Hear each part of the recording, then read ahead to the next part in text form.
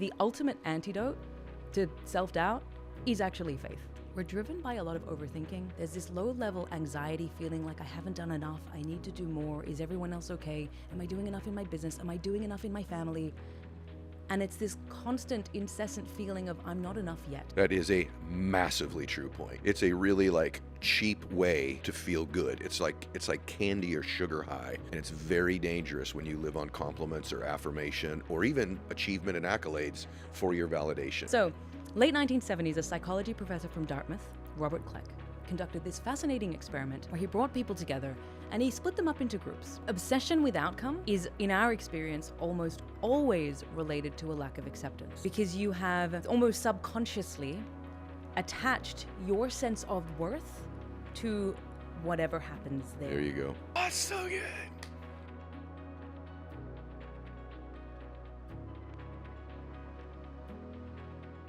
Welcome back to the show, everybody. So I have to tell you something. First off, the topic today, we're going to talk about self-doubt, self-confidence, sprinkle in a little worry, just so we have the full package for you today. And I think it's probably the most important topic we can cover on the show. However, I'm careful to cover it on the show because it's work I do that you know that I work on with all of you. And so if I'm going to have a guest on, I want it to be somebody who I think brings something to the table on the topic that I've either never heard before or is next level. And in this woman's case, she checks both of those boxes. We're going to have an extraordinary conversation about you and how your mind works and doubt today. She's a behavioral researcher, which sounds very fancy, but she's also a world-renowned author. She's got about 300 million views online between her TED Talk and LinkedIn different stuff. And I read this book. I read it in a day because I could not put it down. The book is called Big Trust. And I've always wanted to say this too. I get to introduce a Shadé on my show. So Shadé Zahrai, welcome to the show. Thank you so much for having me, Ed. Thank you for coming so far. Tell them how far you came to get here today. Well, I live on Koh Samui Island, which is an island off the east coast of Thailand. And we love our little island. And you also live on an island. I do. So we have that in common. We do. We have a lot in common. We do. Because actually off camera, I was shocked by how much. Your work's good. Thank you. It's really good, Thank and you. it's made me rethink some of the things I teach. Wow. It's that good. Let's start out, first of all, let's just take self-doubt and self-confidence. When I say those two words to you, what do they mean? Because to different people, they can mean different things. What's self-doubt mean when I say that to you? So self-doubt is when you fundamentally question one of four things. When we look at the research, you question your worthiness, your capability, your sense of control in a situation, or your ability to handle the emotions associated with something. A lot of people, when you ask them what is self-doubt, they think it's one big blob of worry, anxiety, fear, insecurity. And the problem with that is if we think it's just one thing, then we assume that there must be one solution.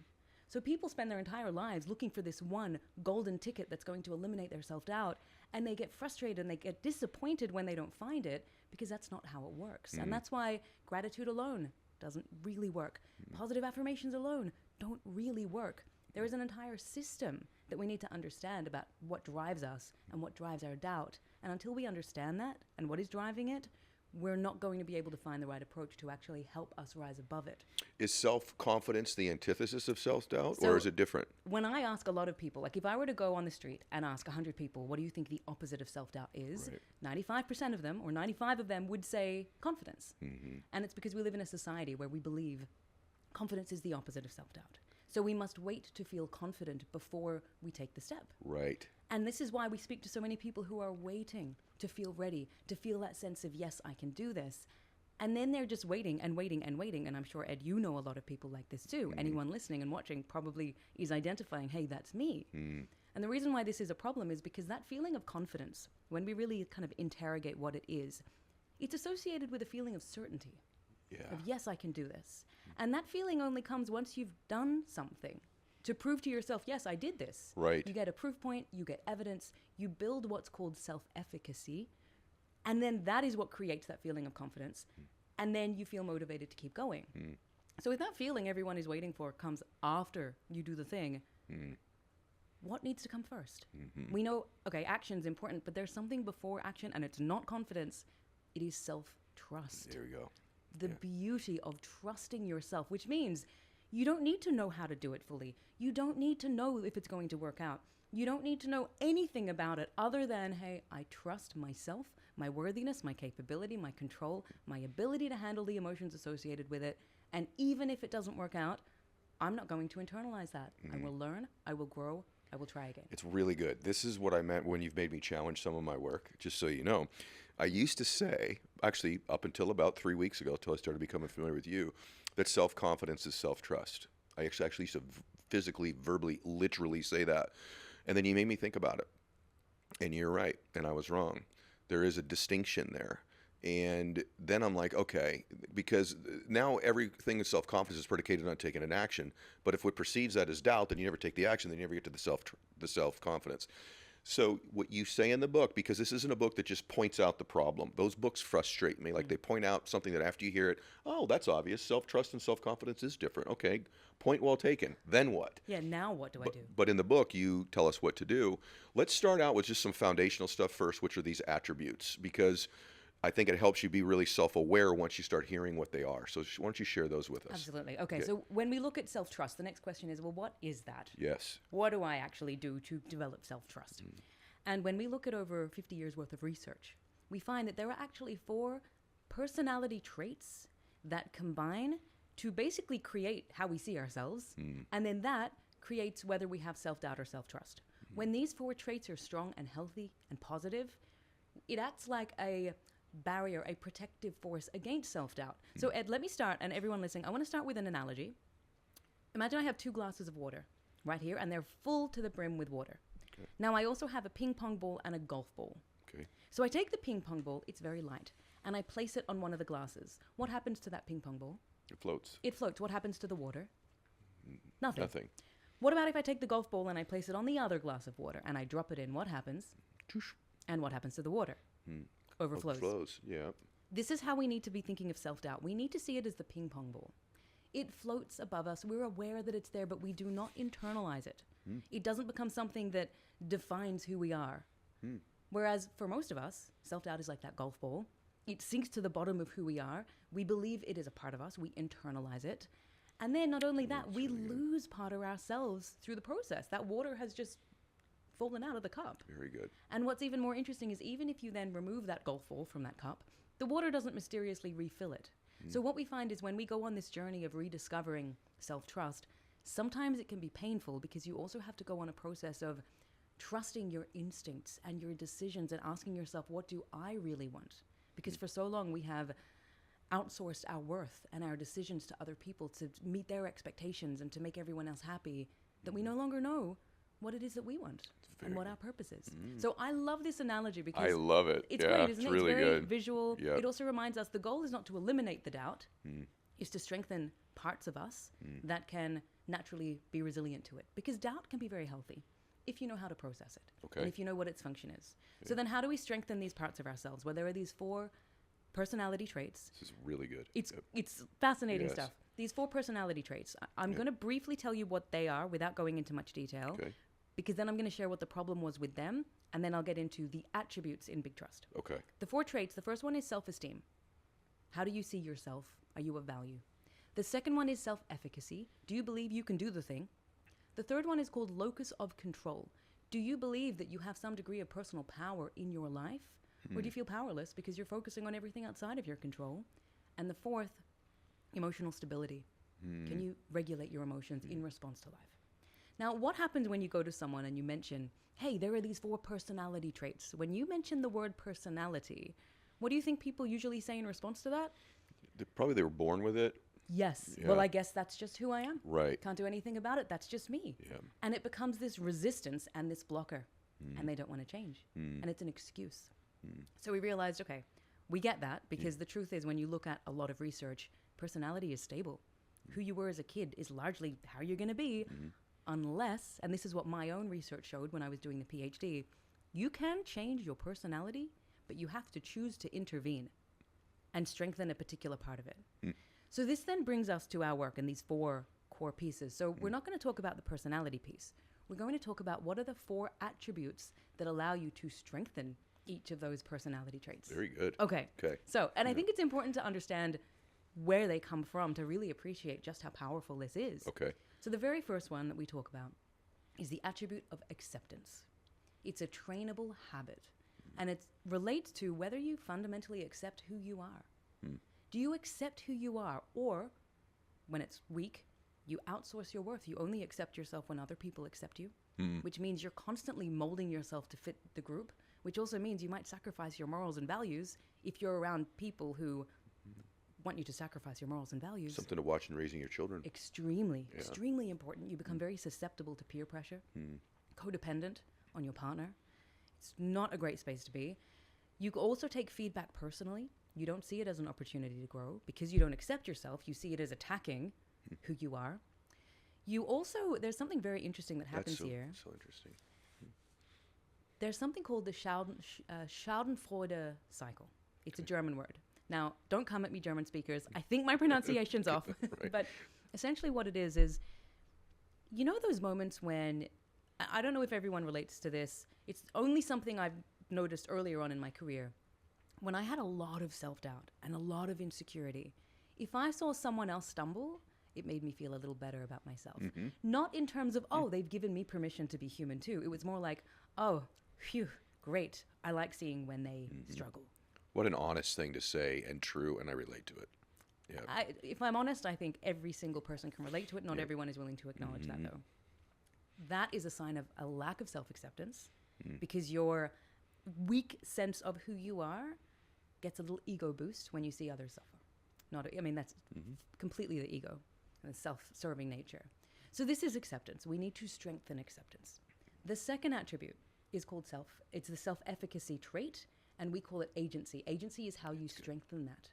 So what does that look like? It's the inherent trust that you can do the thing. Either you know how to do it, you can rely on skills you've had before, you can learn how to do it, you can find resources to help you do it, or you can find someone else to do it for you, but you will find a way. Now, when you struggle here, this is where we see imposter syndrome. People never feeling like they deserve to be where they are because they may have all these achievements and these accomplishments, but deep down, they don't feel like they're as smart or as competent. We also see a lot of comparison. And this is not the kind of comparison where you look at people who have done amazing things and you think, wow, I want to do that too. This is where you look at those people and you think, I could never do that. Look at how far ahead they are. And then you start attacking all the ways you fall short from a skill perspective and an ability perspective. And then we also see people here just waiting to feel ready. They wait, they prepare, they plan, they procrastinate, they never take action because deep down they don't believe they can. Wow. So this is agency. The third one is what I find the most fascinating because no one before this moment has recognized that this is a part of self-doubt. It is a lack of self-trust. So Ed, have you ever come across someone who complains constantly? Yes. They are resentful and they blame other people. They also might share the same story about how they were hurt in the past, in business, in relationships. And the first 3 or 4 times you hear it, you think, gosh, wow, yes, I have empathy. This person's gone through so much. By the 30th or 50th time, suddenly you realize, okay, this person's keeping themselves stuck. That is a sign of low autonomy. Low autonomy. These people feel like they have no power in their lives. They didn't have power then. They don't have power now. And so they fixate on everything they cannot control and complain about it because it's easier to complain about something than to do something about it when you don't feel like you have power. And they're using their RAS to find references for it all the time to reconfirm it, make it a deeper and deeper belief. All of this is being reconfirmed by the RAS, by parts of the brain. In fact, when I get to the end, I'll share 2 studies that demonstrate just how powerful this is. So that is a sign or a reflection of a lack of trust in your ability to have any degree of power in your life. Now, we know you cannot control everything in life. Many things are out of our hands. And if we choose to focus on those things, guess how you feel? Powerless. Why? Because you literally are powerless. Right. But we also have the ability to shift our attention to things that we can control. And simply doing that, what is fascinating, when we're focusing on things we can't control and we feel like we have no power, it doesn't feel great, we have all these emotions that come with it, we see increased activity in the threat detection centers of the brain. So we're more likely to notice everything that could go wrong, and then we keep ourselves stuck. Whereas when we simply shift our attention to what we can control, and this is the incredible thing about attention, when you shift your attention to what you can control actively, we see a decrease in activity in the amygdala, the fear centers, the threat detection centers, and an increase in activity in the prefrontal regions. So simply by shifting your attention, you fundamentally change what you're paying attention to, And then because of what's going on in the brain and the filter system, you notice more of what you can control. Very good. And you feel more personally powerful. Very good. So it's, again, Very just these good. subtle nuances. Yeah. So that is our third one. That's autonomy. Now, the fourth attribute, in my view, really fuels all the others. If you can get this one sorted, if you can really work on developing this, life just gets easier. Okay. And it's essentially it's the ability to detach from your emotions when they're not serving you. And so we call it adaptability, emotional adaptability. Okay. Can you adapt to what you feel in a given moment? And that's not to say, some people ask, oh, well, does that mean I should never experience a negative emotion and try and suppress it and push it away? Absolutely not. Emotions are data. They are signals. We need to learn to understand, what is that signal telling me? Is this giving me an indication that there is some risk in the environment? Is this revealing that one of my values has been violated? That's a really important one. People generally feel anger when a value that they have has been violated. So interrogate the emotion, understand where it's coming from. But then if you can, and when I say, excuse me, when I say detach from the emotion, it doesn't mean you become numb to it or you ignore it. You simply allow it to pass like clouds in a sky. They're there, but you know they're temporary. And in time, you know, if you look beyond the clouds, the sun is still shining. So knowing that they're temporary, they will pass. But then working with them to see, what is this telling me? How can I channel this? Yeah. So, Ed, I want to just quickly go back. Okay. That is outstanding, by the way. Thank you. Yeah. So can I just share, I find this so incredibly powerful because it gives people a language to understand why they experience doubt. Yes. No one's doubt is the same as someone else's. And what's super cool is actually when you look at where you fall on each of these attributes, it creates your doubt profile. Yes. And a bit like a Myers-Briggs or a DISC, Yes. we have these different archetypes. Yeah. So why don't I share the most common archetype? Yes. I know what it is from the book, but let's go. This is good. So the most common archetype is what we call the anxious overachiever. Yeah. Super common in high performers, in entrepreneurs. Yeah, me too. Where it's someone who, and it's, you know, the other thing which is worth noting here is even people who have a very strong faith. I'm going to say that the ultimate antidote to self-doubt is actually faith. I mean, we could just end it here and like, that's it. Book, they would have just those words in it. But at the same time, we also know that we are tested in this life. And our ability to move through those tests allows us to determine how much faith we have. And so while we're living here in this physical world, there are challenges, and we have ego, and we have that negative voice and the self-criticism. So I think we need to acknowledge that up front. Even people who have extremely strong faith still experience self-doubt because we are human. So if you are tested and you feel like you have a lot of self-doubt, that is okay. You're not broken. It's just a part of the human experience. And everything is a learning and an opportunity to grow and to develop those qualities within ourselves that serve us throughout our entire lives. So I want to now share that anxious overachiever archetype. And then I'm going to share these two studies that demonstrate just how powerful all of this is. Okay. So the anxious overachiever, which is me, and Ed, could be you, it's someone who has conditional acceptance. What does that mean? So we know that deep down, we are inherently of value. Again, because we have faith, we know the reason for existence, etc. But at the same time, we are often in a position, especially those of us who fall here, we want everyone to be happy. We really want everyone to be happy. And sometimes that means we sacrifice ourselves for their happiness. We've been raised that way. We are taught to be that way. And then sometimes we forget that actually we have needs and desires and wants and opinions that deserve to be heard as well. And so that conditional acceptance is really common in high performers, in entrepreneurs, in leaders. It's this conditional acceptance. If you're around people who support you and believe in you and you're doing well from a business perspective, a life perspective, you feel great. But if you're around people who make you question your worth, if you're struggling in business, if you're experiencing a failure, you might turn inwards and become self-critical. So that's what we call conditional acceptance. We are people pleasers because we enjoy it, but we sacrifice ourselves in the process. Totally get it. Very much relate. Very much relate to. It's an ongoing process for me. Same here. Then those of us in this space, the anxious overachiever, we have reasonably high agency. Yes. So we believe we can do things because we often have a track record. We've done it before and we've done the work, and we know that if there's something new, we'll be able to figure it out because, again, we've done the work. Our autonomy is also extremely high, meaning we always focus on what we can control. We're always focusing on the next step. what can happen sometimes here is that we are so focused on what we can control that sometimes we blame ourselves for things that are outside of our control. And we personalize. And we think, I should have known better. I should have done this. I should have been across that. And that's the sign of the low acceptance coming through.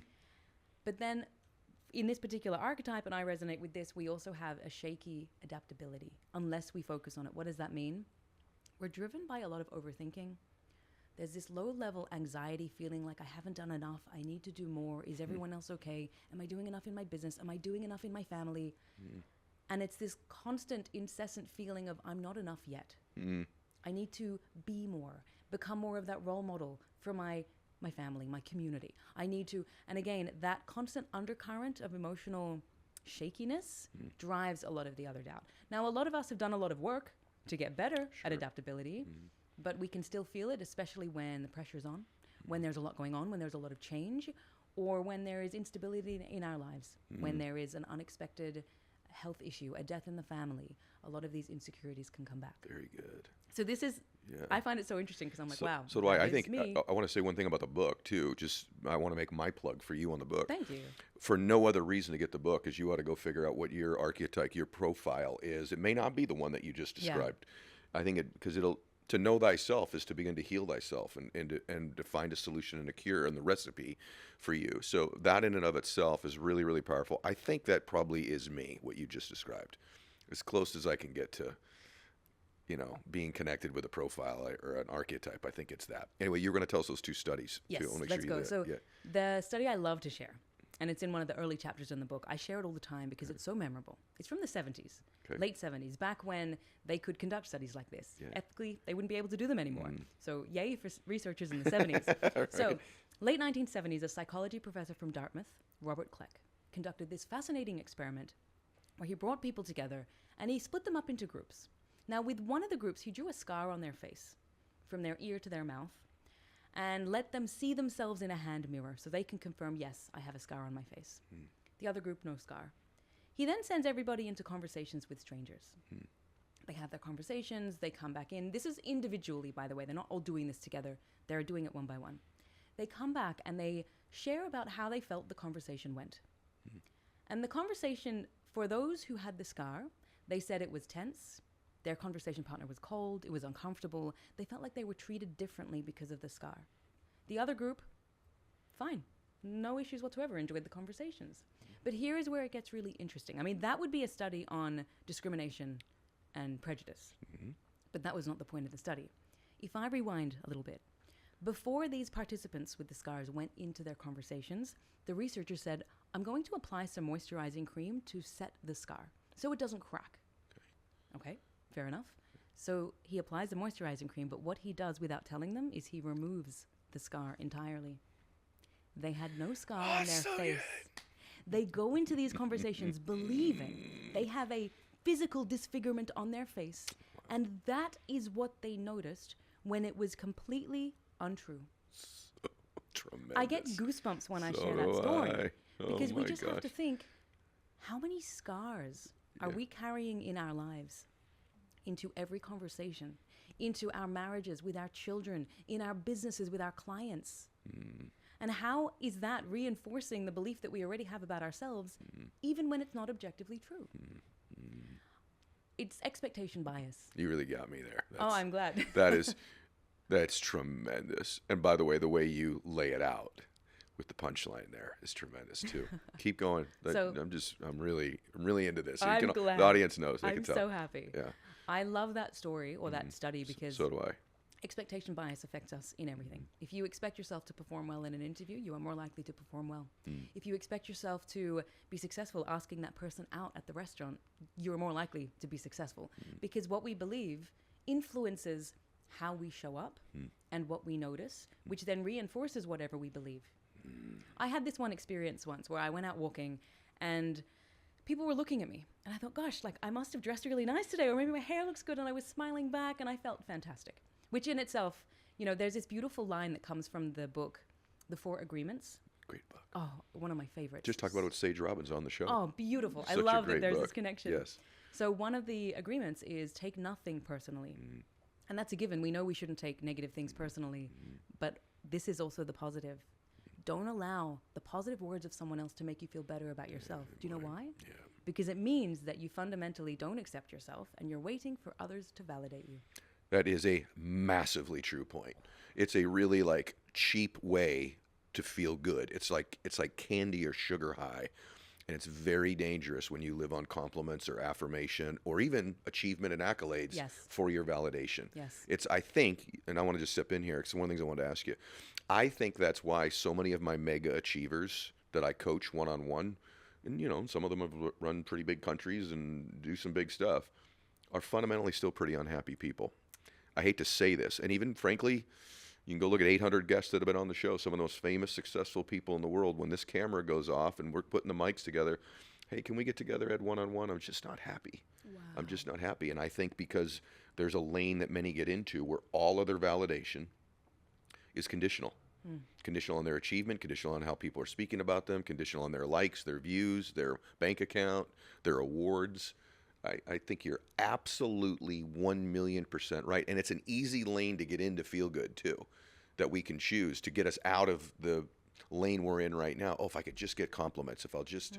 And this also causes children, young people to do things to get acceptance, to belong. You know, those of you that are, I just think all the time about, I want both my children. My son's here today, as you know, but particularly with my daughter, for some reason, as a dad, it's the way I look at it. I don't mean this in any, you know, misogynistic way at all. I just mean especially my daughter, I don't want her to think that she has to get her validation by doing something that makes her uncomfortable or looking a particular way or dressing provocatively or whatever it might be to get that hit, so to speak, of, oh, I feel good about myself today because somebody says I look great today. You know what I'm saying? Wow. It's something I really, really worry about. So I didn't mean to interrupt you on the two studies. Please Yeah. interrupt more Yeah. if you have things to share, because we'd love to hear your perspective. Well, I will tell you one of the things. You used the word earlier. I'll jump in and then we'll get into the other study. You used the word detach earlier, detach from the emotion. This isn't in the book. I'm just curious about your thoughts on this. What about detaching from outcome when you have a task? So I'm very outcome focused, goal focused, as are most people that listen to this. But years ago, Wayne Dyer became a very dear friend of mine, who's one of the, I think, the Mount Rushmores of people in this self-help, personal production industry, whatever you want to call it. And he goes, you know, Ed, one thing that you might consider doing is not being so attached to the outcome. And separating from things. So it's okay to have a goal. Hey, I want to make this sale done. But in the moment of execution, if you can separate from outcome, it somehow reduces what he would call like a pressure on you or performance anxiety that I have to get this done. I have to get this date. She has to marry me. I have to close the sale. I have to nail this speech. I have to make this putt. I've got to hit a home run this time when I'm up. And that obsession with outcome causes our self-trust to drop. Do you agree with that? 100%. Okay. Obsession with outcome is, in our experience, almost always related to a lack of acceptance.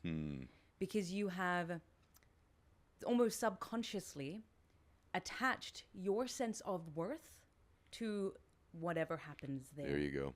And if I don't get that thing, then I'm not enough.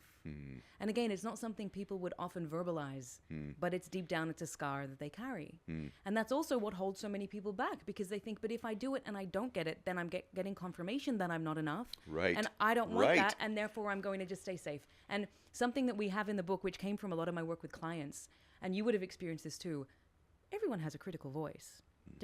But what I also identified after doing hundreds of interviews is that it doesn't sound the same. Even in the same person, they have different facets of that voice.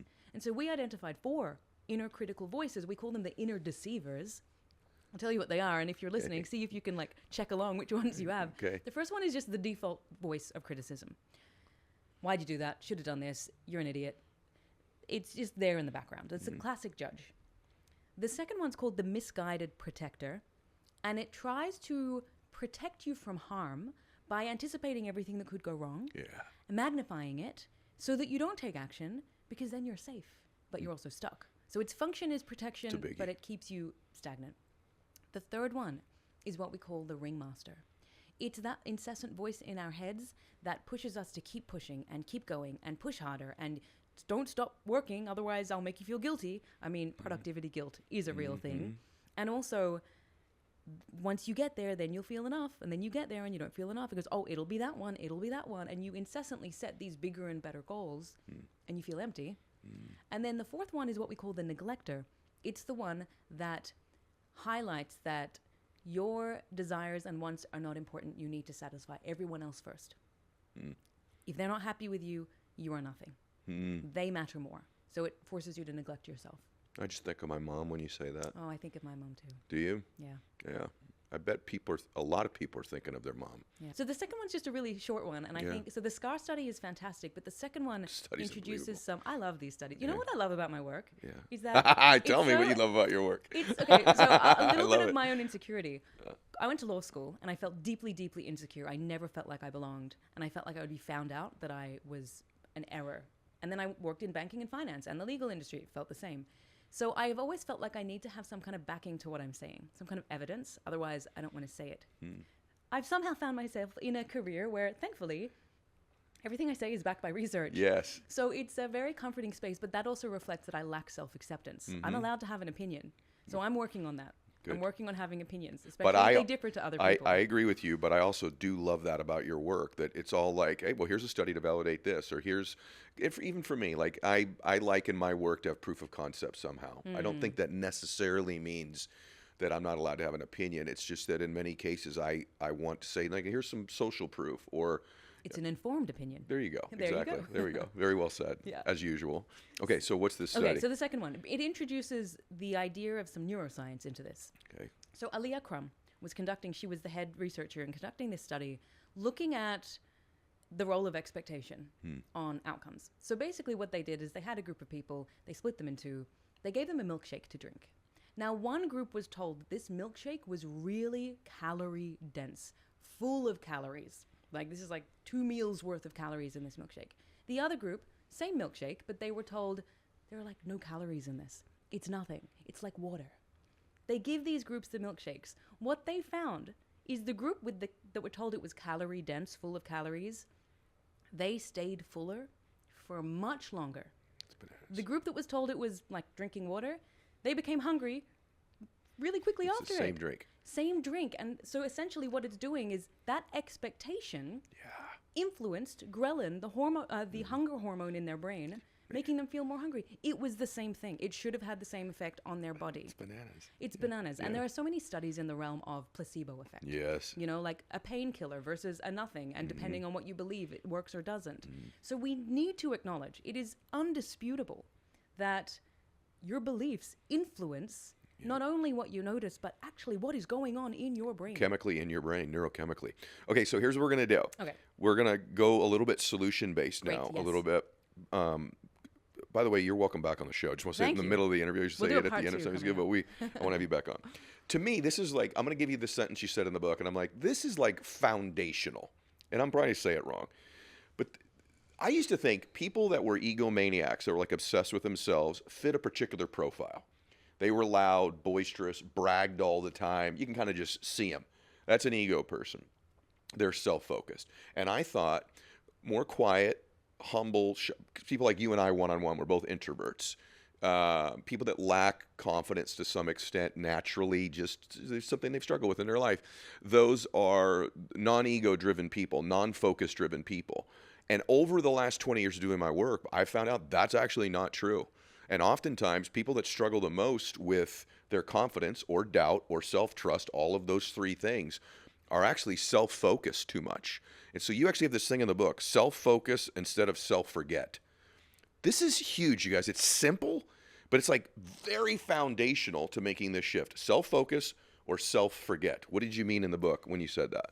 What we find is a lot of people think if they want to overcome their doubt, they have to focus more on themselves and their doubts and the voices in their heads. But actually, the more we do that, the more we become focused on I, me, my. How are they seeing me? How am I coming across? What am I achieving? And these are voices of the ego, that kind of self-serving part of us that appeals to our lower nature. Doesn't allow us to appeal to our higher nature. And so one of the simplest things you can do to quieten the voice of self-doubt is not more self-focus, it's less. Yes. And it's by self-forgetting. What does that mean? Self-forgetting simply means prioritizing the needs and desires of other people. Now, not in a This is so nuanced, self-sacrificing isn't way. it? Because it's like mom. Exactly. Then I think of mom. Yes. And it's so, I want you to go there. And Yeah. so this is where we get confused. Yep. Because we call it the gift that allows you to tap into self-acceptance is to self-forget, which means do something for someone else. Be of service, be of value, volunteer your time, be charitable. Do something that gets you out of your head. I mean, we know there are studies that show if you offer an act of kindness to someone else, you get this beautiful shot of oxytocin and dopamine. It makes you feel more connected. Not only that, anyone who sees that also feels the same, as well as the person receiving it. You know how right you are. I've used to say, when you're feeling the most helpless, get the most helpful. But one application of what you're teaching here, I just want everyone to, hear the way that I hear it so that you guys take action on this and also get the book. I'm about to go speak to a few thousand people after we do this interview, as you know. And I used to really have a hard time with imposter syndrome, with I'm not good enough, what are they going to think about me, I hope they like me, et cetera, et cetera. And it just made it a torturous experience to get on stage and speak. And then over time, I just started to look into the crowd and realize this is a soul. There's a human in there. Maybe they need me. What if I took my focus when I walk out on this stage and focus on them and their needs? And I almost lose myself in the service of others. Beautiful. It doesn't mean I'm not focused, just so you know the nuance, everybody. I'm still focused on the message I need to deliver. I still want to be tactically good on the stage. I still want to have good timing and rhythm. And so I'm still focused to that extent on me. But the outcome of the work, my overall focus when I walk on that stage or I'm backstage, is on them, not me. I self-forget. And that self-forgetting, I think, as a spiritual person, allows the higher me, in my case, the Holy Spirit, to take over and enter the room. And I don't get in the way of it. Yeah. But also, I enjoy it more. I'm better. I have way more self-trust and self-confidence going out there because I'm not self-focused when I go out. So that's the application of it for me. Beautifully said. Okay. So beautifully said. And what happens is your goal is then not how do I look on stage, it's what kind of an impact am I having on these souls. Yes. And that is incredibly powerful. Yeah. It has a self-minimizing effect. Yes. So the self, meaning that incessant voice, how am I coming across, how do people see me, that becomes dampened when we're focused on being of value to other people. Now, a really tactical, tangible tool for people here, I call it the care less, care more list. So I used to get very anxious sharing, well, I still do, every time I go to share anything on social media, because we do it all ourselves. We don't have a team. And there's an element of vulnerability that comes when you're doing the posting. When my finger is hovering over the post button, there is this little voice that creeps in. What are they going to think? Am I going to get the comments? Are they going to criticize this? And also, in today's day and age, am I going to get canceled? Have I said anything that could be misinterpreted? And I become so fixated on that sometimes I hesitate and I don't post. So I started saying to myself, care less. Care less, Shadé. Care less about what they think about how many people respond about this, that, and the other. And it really helped. Yeah. And I realized it's because of attention. Instead of my attention going to all the what will they think of me's, I just shifted to, well, I'm just going to stop thinking about that. Yes. But then my husband, wonderful Faisal, who's my co-author and business partner and the best decision I ever made in my life, he said, okay, well, that's half the story, care less, but what are you caring more about? And I realized, I see what you're getting at. So now what I do is I say, care less, Shadé, about how I'm coming across and what other people think. Care more about being of service, about being of value, and finding that soul that needs to hear this message. Care more. That is profoundly so great. I'm telling you, everybody if you struggle with like just chronic fear, this is such a foundational move that if you just get out of yourself, I'm telling you, it's almost 97% of the work. Yes. It truly is. One of the other things for me, over the years when you're in this work, you kind of start checking boxes on you're growing and getting better. And so I don't struggle much anymore with the voice in my head or even self-doubt. Not a lot of that anymore. I mean, there's certain situations, I'm sure, where that actually, I think of one recently. Coaching someone that just came on board that ran a big country. And I remember thinking, why in the world does she want, like me? So there was a little of that. So that's true. I still have some of that. But what I think the holy grail for me is worry. And I know why I worry. I think when you grow up in a home with an alcoholic dad or anything like that, you worry about your dad. You worry, are mom and dad going to stay together? You begin this pattern of worry. And then that pattern, like that story you tell, becomes a familiar home. even if it's not a home I like living in, I'm very familiar with it. And the brain loves certainty. Yes. The brain loves familiarity. And so I can get into a worry lane. I have like high-speed internet to a worry lane and a really bumpy dirt road to peace, right? Like, Nice analogy. It's just true. And so, oh my gosh, this book about worry, because everyone's like, don't worry. And I know scripturally, depending on what your religious beliefs are, it's a sin in some cases. And set all that aside for a second. You all worry, and you know you damn worry, okay? Yeah. And some of you more than others. And I am really good at it. And I'm like, I have to just drop all this worrying. But I've never been able to meet that threshold. You have a tool in this book that is simple for us worriers or that have anxiety. And it is awesome because I've been doing it for like 6 days. And it's legit. And I'm going to continue it. I think I'm pretty good. I make my mind up. This is a decision. This is going to be a habit I'm going to develop. Tell them about the worry time. This is probably one of my favorite tips in the book because it's something I do almost every day. Okay. I'm also an obsessive warrior. My brain loves to overthink. And again, there's this comfort that comes from the overthinking, but it does not help us. The brain is seeking certainty, and it's trying to find certainty. And then in our overthinking, we will magnify things that could go wrong because then at least we have certainty. Yes. Everything's going to be terrible. Everything's going, right? It doesn't help us. Yes. Now, a lot of guidance out there is structured around distract yourself, eliminate the thought, do other things. But what we know, I mean, what happens, Ed, when you try not to think about something? You think about it more. Yep. In fact, there was this really great study early on, like decades ago. It was called the white bear experiment. Yes. They asked people not to think about a white bear. And then they asked another group to think about a white bear. The group that was asked not to think about the white bear thought about the white bear more than the group that was told to think about it. So when you try and suppress a thought, it doesn't work. It comes back. So what researchers have found is don't try and suppress the worry. Give it a time and place. Yes. Which I love because that's fantastic. Okay, so what does that mean? That means, firstly, you need to schedule worry time every day. This is good. If you're a warrior, right? 10 minutes. I find 10 minutes is good for me, but the research actually says it can be up to 30 minutes. So you can start with 30 if you want more time and reduce it. Set worry time. Put it in your calendar. Now, someone said, but if you call it worry time, that's a negative term. You can call it whatever you like. Right. Me time. Cup of tea time, whatever it is, but have that in your calendar, usually towards the end of the day, not too close to bed because it will affect your sleep. So some people do it after work or after dinner on the couch when you have alone time. Now, during the day, when a worry pops up, as it does, and it's so incredibly distracting, you write it down in a worry list or a cup of tea list, whatever you want to call your worry time. I call it a worry list, and I have it on my phone. But I also recommend having a physical notebook. Write down your worry. Now, what is remarkable is sometimes when you write something down, your brain goes, oh, good, you're not going to forget it. I don't have to keep reminding you. Right? That's the first thing. So write it down. Very good. Then say to yourself, I'm not going to worry about you now. I will worry about you during worry time. So you're giving it a time and place. You've given it an outlet. Remarkably, even that in itself can help reduce the worries. Capture all of them. When you get to worry time, you know, your calendar notifies you, pull out your list and allow yourself to worry. It's very good, you guys. It's remarkable. I'm telling you, it's remarkable. And let me tell you the other thing I've experienced. By the way, thank you for that. Like that alone is a life-altering thing for me. And what I found out is that I have my worry time. I'm not going to say when it is, but it's 5-6 hours before bed because of what you said, because I'm a ruminator. You get me going too good. But what I have found is I've set this window of time, which is only 10 minutes in my case. You know what I found out by the time I get there, which is, I'll just be ending, it's between like 5 and 7 o'clock. I'll just share that.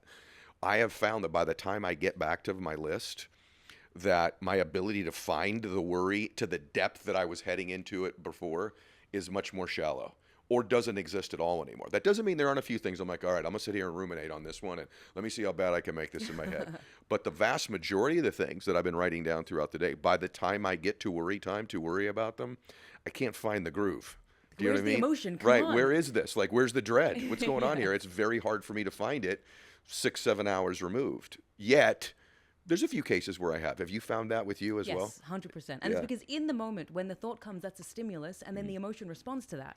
But when you've given it time, when you review it, suddenly there's this sense of objectivity, and you don't get stuck in, again, there might be some, but you don't get stuck in them, which also helps you determine which of these are actual worries. You got it. And which ones were just because I had a bad experience with someone, or I hadn't eaten that day, and so my mind was playing, or I hadn't slept, and so this thing felt bigger than it was. Or I'm just in my pattern of what I do. Exactly. Can I tell you the other thing that it does? Please. And maybe you could speak to it. I had a thought about it. The other thing that, and you say this in the book, so it's valid, it's training me almost to what you say in the book, which is this, and then I'll let you elaborate on it. By the time I get to it, and I'm like, yeah, that was a dumb worry. Like, I can't get myself to worry about it. Now, there are things, again, where I'm like, it's valid. But it's also reconvincing me that I don't have to believe everything I think in the moment I think it. Because once I've written it down in the moment I'm thinking it, and I'm like, I'm going to get to you at 5:30. By the time I get to it at 5:30, I'm like, what the heck did I believe that for? And so it's actually training me to be more of an observer of my thoughts in the moment rather than addicted to them and identifying and attaching to my thought. It's teaching me that I don't have to believe everything I think in the moment that I think it. Beautifully said. And you say this in the book. Beautifully said. Yeah. There's so much power in being able to do that. Reminding yourselves you don't have to believe everything you think, and you don't have to believe everything your mind tells you to believe based on a pattern that's been there since childhood. And so this simple practice of just, it's called stimulus control for worry. This simple practice is so remarkably effective. Now, there are a couple of steps afterwards, because you might find someone will go through their worries and then suddenly it's on superdrive. When the alarm goes off, you have to be setting the alarm. When the alarm goes off, the 10 minutes, the 30 minutes, whatever it is, you need to have the discipline to say, okay, I'm stopping the worry now. Then you look at your list and you ask, is there anything that I need to do about any of these? What is within my control? And is there anything I can do? And then if there is, you commit to 1, 2, or 3 actions, just very, very small ones. That reminds you that there's always a small step you can take, which builds up your sense of autonomy in the moment. And then if there's nothing you can do about it, you're like, great, I'll just worry about it again tomorrow. And it's remarkably effective. Then at the end of the week, what's helpful is to go back through your list and then reflect on how many of these were dumb, just dumb thoughts that popped to me in the moment. How many of these are actual worries? And what are the patterns here? What are reflecting deep patterns that were developed when I was a kid that I don't actually have to stay attached to today? Outstanding. It, again, just so simple but so effective. You know what it really is that, but again, I just want to validate what you've been talking about the whole podcast. This is actually working on yourself. When you hear, hey, I'm really working on myself right now, that description of what you just said about writing it down in the moment, getting it to it during worry time, reflecting it at the end of the week, now you're working on yourself. Now you're making progress. That's a little bit different than just speaking outside, I'm worthy, or I'm amazing, or I deserve to win. That's not that it's ineffective or not important at all, but there's levels to this game of changing yourself. And what you're describing here is a real level of real change. Like, you can't do that for 3 months and not be somehow different. And the reason you need to be different is I want to go down this road with you on imposter syndrome. We've got some time left, so I want to cover this. Because I always think, what does everyone else want me to ask about? So I want to cover this with you. I've been fortunate, as you know, to coach, people have achieved at a pretty high level, including people, as I said earlier, that have run some pretty large countries, including the one we're sitting in right now. Not the one who's running it now, but someone else. And I was shocked, and I work with them post their leadership, not during it in this case.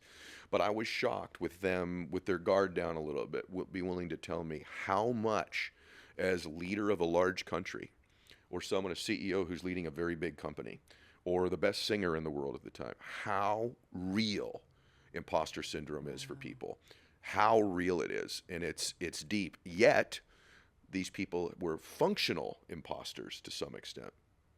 It made me feel so good because I'm like, because I suffer from this too, depending on what venue I'm in or where I go. And so I want you to speak to this for a minute. If someone's like, I just chronically have this imposter thing, what is a tool, a resource, a strategy that can begin to chip away at it at least? So imposter syndrome, the very first thing we need to acknowledge is that the term imposter syndrome doesn't actually exist in the literature as a syndrome.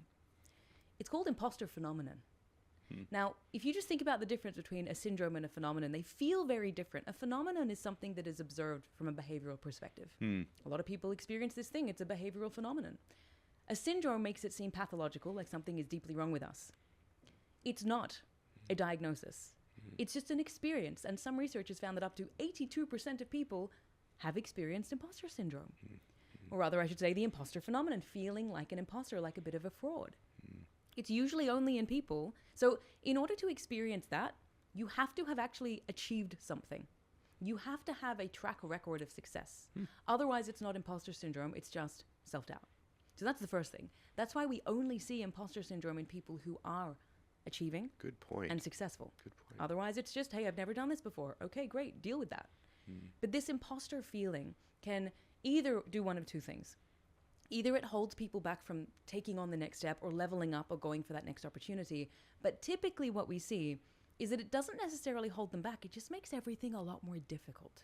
So yes, they've just stepped into this next role. Yes, they're running a country. Yes, they're running a business. Yes, they're coaching amazing people. They're in that position and they feel like maybe I don't deserve to be here because I think other people think I'm more competent than I am. Yeah. I see that as a healthy sign of humility to a degree. So if we can shift it and think, okay, well, it's good that I feel this. It's intellectual humility. I'm aware that there are some gaps, but that doesn't mean I can't learn to fill those gaps. It doesn't mean I can't grow and grow into this space. That's a good frame. Really. And so just going back to something you said earlier as well, before I share a very simple strategy we have for this, is two. You mentioned this idea of positive affirmations. I am worthy. I'm enough. I'm successful. What is so interesting is people who really struggle with acceptance, when they use positive affirmations, it makes them feel worse. It makes them feel worse. Because if you fundamentally do not feel like you're worthy, and then you're saying to yourself, I'm worthy, you have such loud self-criticism that has not been addressed that it just attacks you. No, you're not. No, this is ridiculous. You're stupid for even saying that. And so studies have found that when you struggle with acceptance, when you have very low self-esteem, these can backfire. And that's why, remember at the beginning I said, when we think self-doubt is this one big thing, we think there's one solution, and then we wonder why it doesn't work. It's because it's not. It is nuanced. So what is a more effective approach? And it's interesting. I saw this meme recently where you know if someone's struggling with acceptance when you walk into their home and they have a poster up which says, I'm enough, I'm enough, I'm enough, I'm enough. It's like, well, clearly you struggle with that. So a more effective approach is you have a label, which will be, I'm not enough. There'll be a deep scar that you hold, I'm not enough. You can't replace it with, I am enough. Your brain knows better. What you need to do is slowly shift the pathway in your brain by being more pragmatic about your label or your affirmation. So instead of, I'm enough, it would just be, I am learning and growing. I'm allowed to make mistakes, and I'm getting better every day. Something like that is much more believable than jumping into, I'm enough, I'm going to succeed. No, I have put in the work. I am going to keep putting in the work, and then I will deal with whatever comes my way. And if that is success, great. If it's not, I will learn and I will keep going, right? So it's not as catchy as I'm a success, I'm enough, but these are the tools that we need to actually move forward. Is it because you actually buy in and believe in that? Yes. Yep. It's much easier to believe something like that because you're not fundamentally changing a belief 180. Yeah. You're just shifting it. That's real work right and there. then you do that for enough time, and then you shift it again, and then you shift it again, and then slowly over time you will start to embody that. It's real work. So let's look at imposter syndrome. Two very simple things. The very first one is to actually just acknowledge you feel like an imposter. Again, don't acknowledge it to everyone. If you're coaching, a former government of a country, you probably don't want to walk in there and the first thing you say is, hi, I'm Ed. I don't feel like I belong to be here. I really don't think I can help you. But you can share it in safe spaces. Yep. So there's this great story that I have in the book from Jason Segel. I think that's how you pronounce his name, from How I Met Your Mother. Yeah. And he was kind of the lead of that show. And then he moved into directing. And his first directorial debut for Dispatches from Elsewhere, he said he was so full of anxiety and he felt like an imposter. Because when you go from being part of the group to suddenly leading a group, suddenly the dynamics change. So what he did is he brought the crew together and he said, hey everyone, I'm doing this for the first time. There's a lot I don't know. If I do anything that bugs you, let me know because I want to learn. So he completely owned it. And he said the moment he did that, that tension that he felt completely relaxed. So that's really valuable. Just acknowledge it. It sure is. If you guys are a leader of a company or took a new role at where you work, that is a beautiful way also to ingratiate yourself to the group to some extent as well, right? They're like, hey, I'm rooting for this person. Yes. I want to work with them. Yes. Yeah, you're right. Okay. You're so good. Simple, super simple. Acknowledge it. The second one is to be really pragmatic. So grab a piece of paper, split it into 3 columns. In the left column, I mean, you need a bit of time to do this, but in the left column, you want to write down all of the qualities that you have developed over the course of your life and your career. So not your achievements, the qualities. Some of them may be hard skills, but generally we're talking about the determination, the persistence, the grit, the curiosity. Write them all down. Now, in the middle column, you write down all the things that you don't think you have, that are making you feel like the imposter. Well, I don't have experience running a country. Well, I don't have experience running a business of this size. I don't have... Write them down. In your third column, you want to be matching up the qualities that you wrote down to fill the gaps from what you've identified in the middle. Yes, okay, I haven't run a country, but you know what? I have demonstrated this quality and this attribute and this one in the past, and I can apply them right now to do what I need to do to succeed.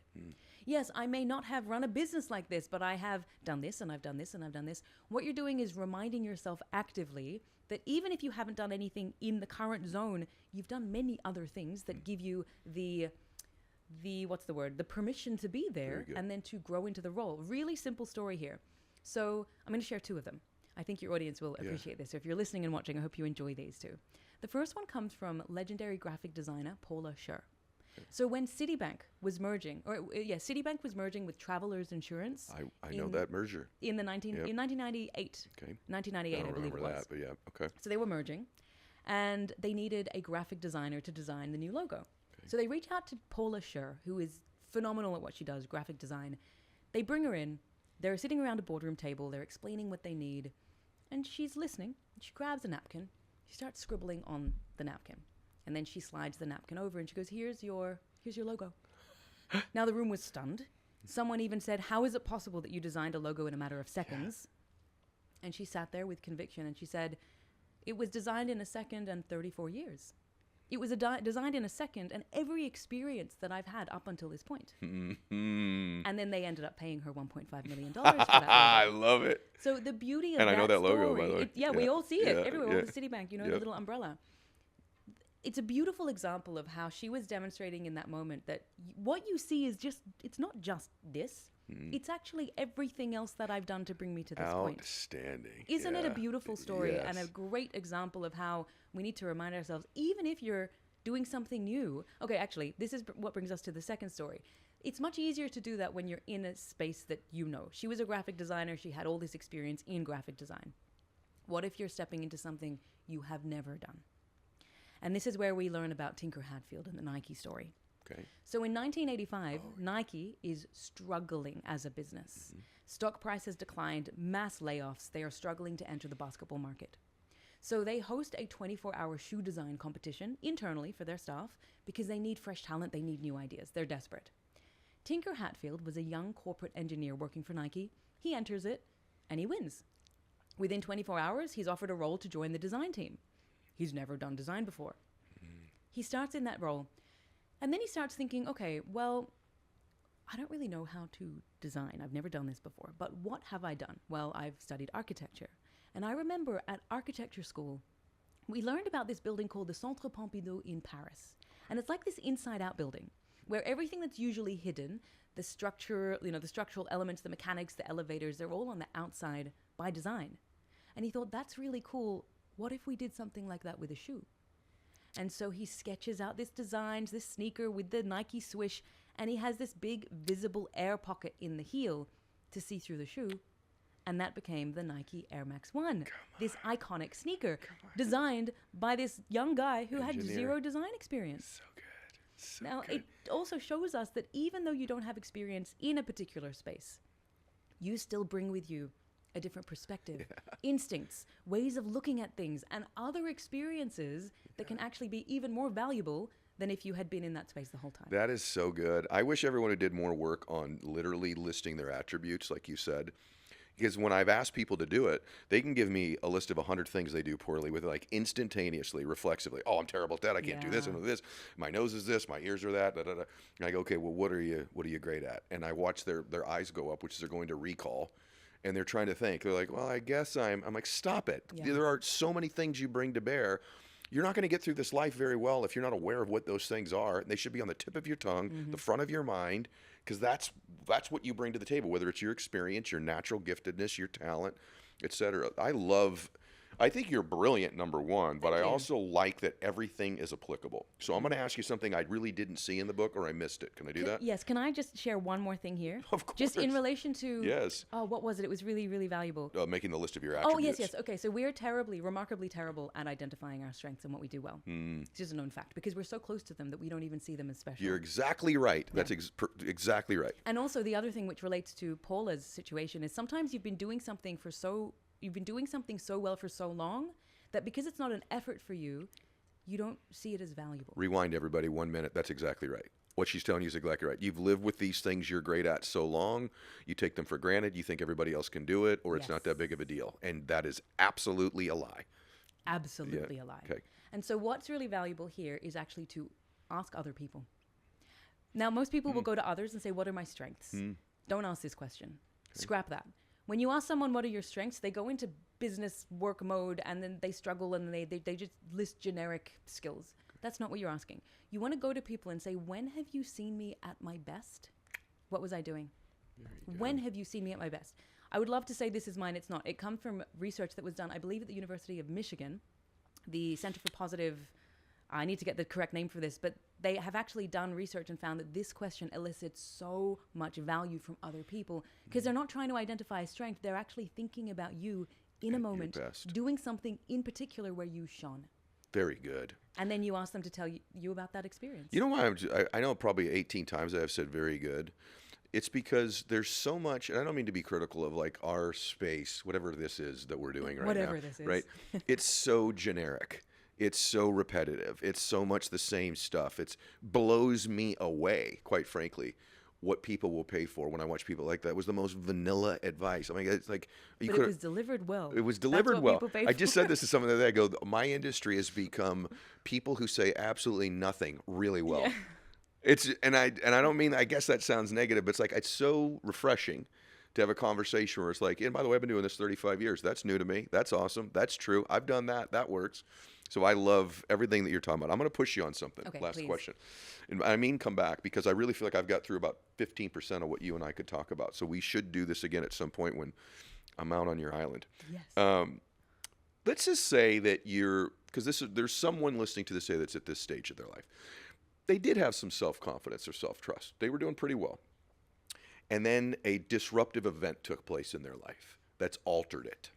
I think of a time in my life where that happened, where I felt like my self-confidence, it was probably not as deep as I thought it was. It was more vulnerable than I thought.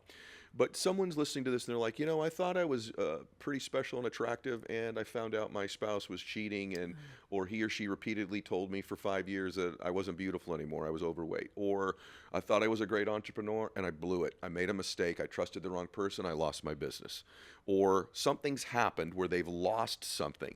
And this can cause somebody to lose themselves. It happened to me once in business when I was very young, where I just couldn't get back on my feet, so to speak. I had lost that swagger that I thought at least that I had. So what would you say to somebody who's listening that goes, I thought I was pretty stable at this and pretty good, but then this event happened. Something happened. I lost my business. I lost a relationship. I made a bad call, or someone's hurt me, and I'm in this, I got to get remade state. I'm not sure what to do. What would you say to that person? 3 things. Okay. The first thing to acknowledge, though, is that this undermines your autonomy. When things outside of your control happen to you, it can completely undermine that attribute, and then that fuels things and makes you feel powerless and makes you dwell and ruminate. The very first thing to acknowledge is when we're in that state, it's very easy to think, why me? Why did this happen to me? But the more you repeat, why me, the more you are victimizing yourself. Life feels unfair. Things are never going to get better. And you're further undermining your autonomy. A simple way to increase your autonomy in the moment is go, okay, what next? What next? It happened. I can't do anything about that. But I control my next step. What next? What is fascinating is when we're in why me territory, there's more activation in the fear centers, in the amygdala. You feel powerless, but that also makes you pay more attention to everything that's wrong in your life. It's default thinking. When you shift your attention to what next, you're bringing it back to possibility, solution finding. From there, the second step is to write down so when we're in the state, the why me state, we tend to go into the land of shoulds. I should have done this. I should have been better. I should have noticed sooner. Or I should be doing this. I should be doing that. Now, Ed, how do you feel when someone says to you, Ed, you should do this? No bueno. No bueno. Right. We experience something called reactance, which is this deep resistance, and we become teenagers. No, I'm not doing that. Funny enough, that can happen when we use should on ourselves as well. So instead of should, research shows that there is one switch to change that word should into something else that opens up divergent thinking, makes us more open to solutions and options. It's just to shift from should to could.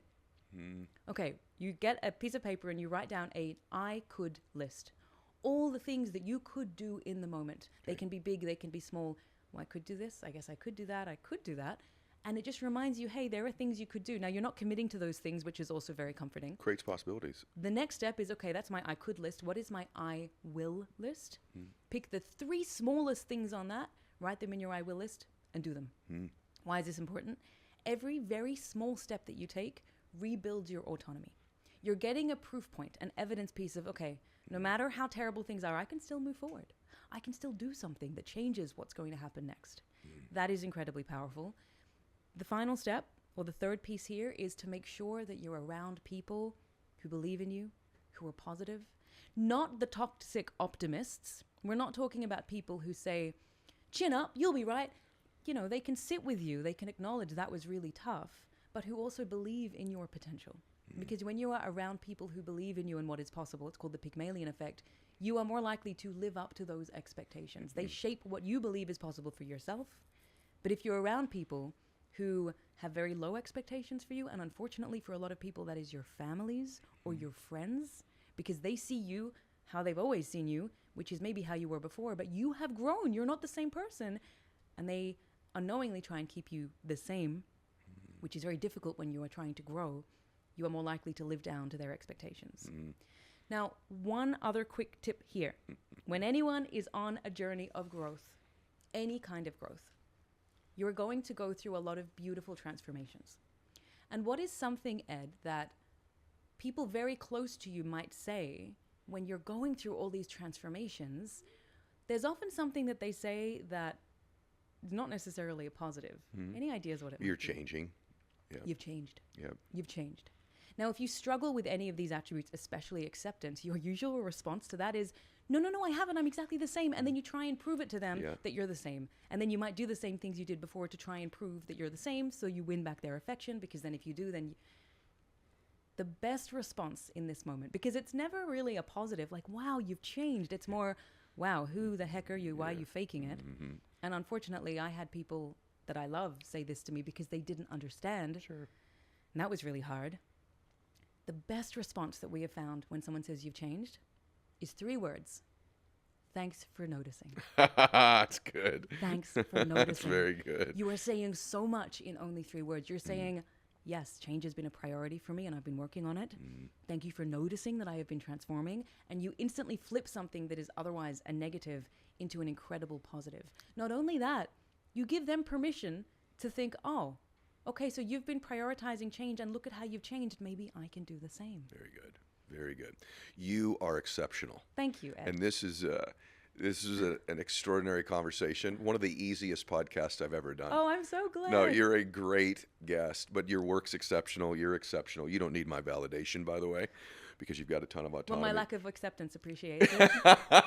that I'm that working part of on the it. profile, I could still fill in for you. By the way, probably the most beautiful name that's Thank been in the history of the you. show. Yeah. Shadé Zahrai. Did I say that right? Perfect. Was it perfect? Yeah. I'm my favorite singer of all time, so this is great. Her work, you guys, you should just go get the book, Big Trust, Dr. Shadé Zahrai.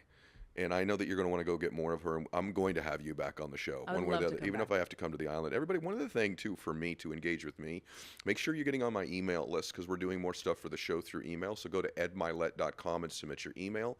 Make sure you share this episode, and make sure you go get a copy of Big Trust. God bless you, everybody. Max out.